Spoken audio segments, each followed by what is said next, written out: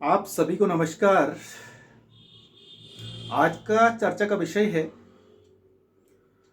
क्रोध और स्वयं की हानि। ये हमेशा कहा जाता रहा है कि जब भी व्यक्ति क्रोध करता है, गुस्सा करता है, अपने को ही हानि होती है, किसी दूसरे का कुछ नहीं बिगड़ता है। क्रोध स्वयं को नुकसान पहुंचाता है और क्रोध जो व्यक्ति का विवेक है उसको समाप्त कर देता है, समझने की क्षमता को कम कर देता है, विश्लेषित करने की क्षमता को कम कर देता है। ऐसा हमेशा कहा जाता रहा है। लेकिन फिर भी व्यक्ति क्रोध करता है। मैं हूं, दूसरा है, कोई और है, सभी व्यक्ति क्रोध करते हैं क्योंकि क्रोध नकारात्मक रूप में ही देखा जाता है और हमेशा नकारात्मक चीजें जीवन में पहले आती हैं, सकारात्मक चीजें बाद में आती हैं। ये कोई नकार नहीं सकता है। लेकिन फिर भी चर्चाएं की जा सकती हैं, चर्चाएं होनी चाहिए कि क्या वास्तव में ऐसा है, इसको कुछ तो हम लोग समझें, या यूं कहें कि कुछ तो इसके बारे में हमें जानना ही चाहिए, या कुछ चर्चाएं अवश्य करनी चाहिए, या यूं कहें कि कुछ उस पर विचार विमर्श किया ही जाना चाहिए। इस विषय पर विचार करने से पहले, इस विषय पर चर्चा करने से पहले, या इस विषय पर विचार करने के लिए एक कहानी के माध्यम से आगे बढ़ते हैं। एक जगह पर एक बढ़ई की दुकान थी और उसके बाहर पे एक कुल्हाड़ी थी। कुल्हाड़ी थी तो बहुत तेज कुल्हाड़ी थी। वो कुल्हाड़ी खड़ी कर रखी थी, धार उसकी ऊपर की तरफ थी। एक सांप, बड़ा सा सांप उधर से गुजर रहा था और सांप उस कुल्हाड़ी से कट गया, थोड़ा सा उसको नुकसान पहुंच गया। सांप को बड़ा गुस्सा आया, बार बार उस कुल्हाड़ी पर वार करने लगा और लहूलुहान होने लगा। और जितना ज्यादा लहूलुहान हुआ, क्योंकि उसको लगा कि ये मुझे जख्मी कर रहा है, और ज्यादा उस पर वार करने लगा, तो सांप बहुत ज्यादा कट गया और अंत में सांप मर गया। अब यहां पर प्रश्न ये है कि क्या सांप कुल्हाड़ी की वजह से मरा? नहीं, सांप अपने क्रोध के कारण मरा। सांप को क्रोध आया, सांप ने सोचा कि इस कुल्हाड़ी ने मुझे हानि पहुंचाई है, और उसके बाद उसको समाप्त करने की कोशिश करने लगा। उसको और ज्यादा गुस्सा आया तो और ज्यादा तेज से वो वार करने लग गया। लेकिन स्थिति ये हुई कि जितनी बार तेजी के साथ उसने आक्रमण किया, आघात किया कुल्हाड़ी पर, उतना ज्यादा उसको नुकसान हुआ। और एक ऐसी स्थिति आई कि सांप मर गया। इतना ज्यादा नुकसान सांप को हो गया, इसके उतना शरीर उसका इतना ज्यादा नुकसान कर कुल्हाड़ी से हो गया कि सांप अंत में मर गया।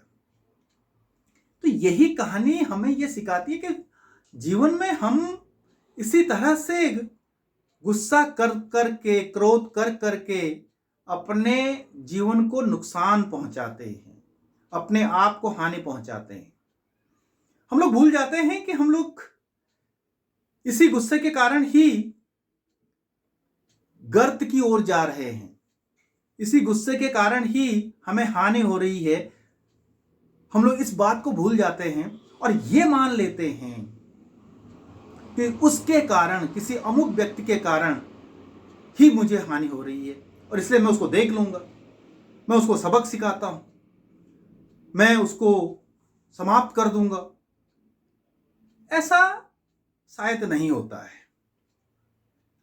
हम लोग एक बहुत बड़ी भूल करने लगते हैं कि मैं उसको सबक सिखा सकता हूं, मैं उसको देख लूंगा, मैं उसको नीचे गिराऊंगा, और इस तरह का आक्रोश, इस तरह का गुस्सा अपने दिलो दिमाग में हम लोग बिठा लेते हैं, और उसका परिणाम कुछ नहीं होता है जो दूसरा है उसको नुकसान हुआ, कर पाते हैं नहीं कर पाते हैं, ये तो कितना अलग बात है।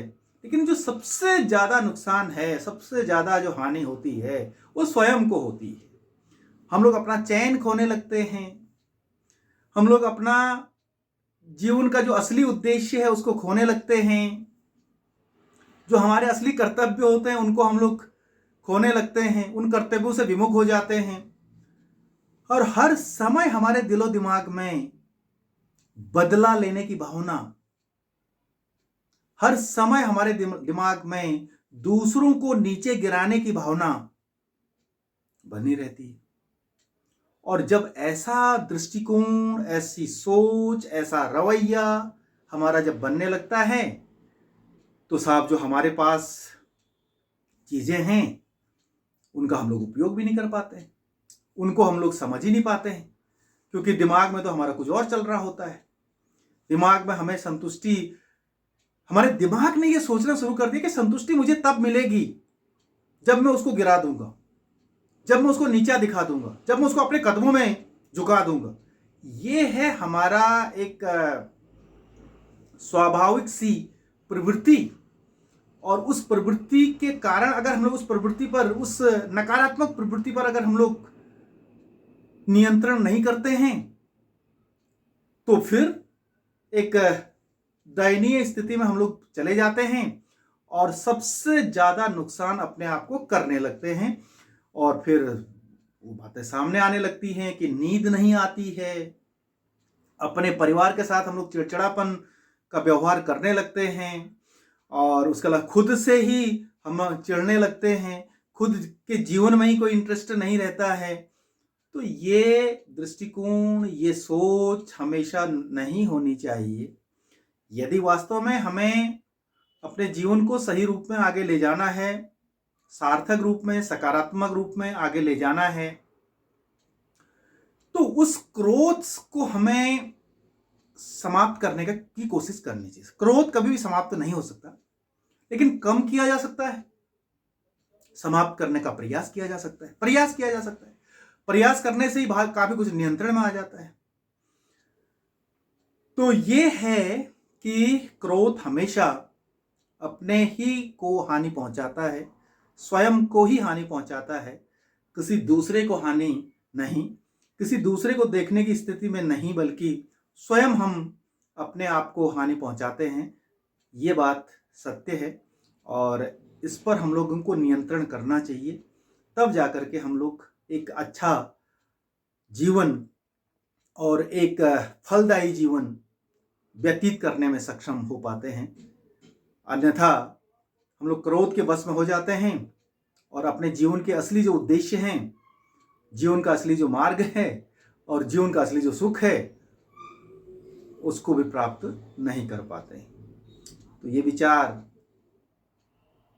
कैसे लगे आप अवश्य प्रतिक्रिया दीजिएगा, और संभव हो सके और आपको अच्छा लगता है मेरे विचार तो मेरे चैनल को सब्सक्राइब करिएगा। डॉक्टर RS बिष्ट मेरा यूट्यूब चैनल है, आप लोग उसे सब्सक्राइब करें और मेरे साथ चर्चा का हिस्सा बने। तो आप सभी का समय शुभ हो। बहुत बहुत धन्यवाद।